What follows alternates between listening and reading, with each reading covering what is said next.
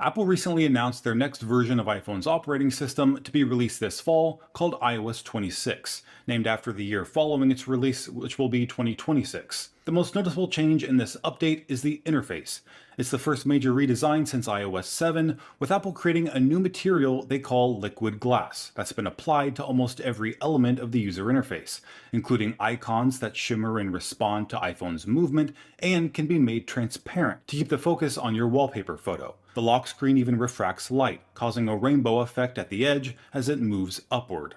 But there's a lot more to iOS 26 than liquid glass, like a redesigned tab bar that collapses as you scroll down to make more room for your content and expands when you scroll back up.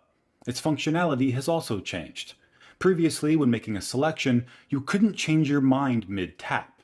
Now you can. When touching a tab, a piece of glass appears under your finger that can be dropped on any tab at any time. Apple also added a clear customization option for app icons and widgets that you can choose to be light for additional transparency or dark for better legibility.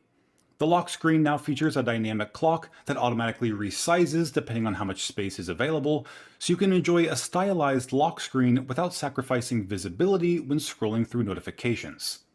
Image Playground now has more customizable Genmoji and new ChatGPT image styles, including oil painting, watercolor, vector, anime, and print. When playing songs in Apple Music, animated artwork can be displayed on the lock screen. There will also be a developer API that allows third-party music apps like Spotify to do the same thing, but it'd be up to those companies to support the feature.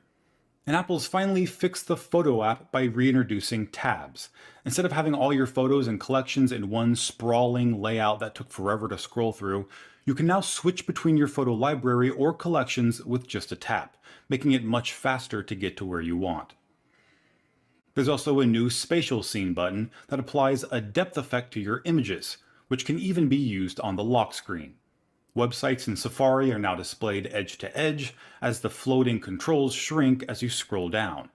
You can also customize Safari's layout and settings, choosing between compact, bottom, and top.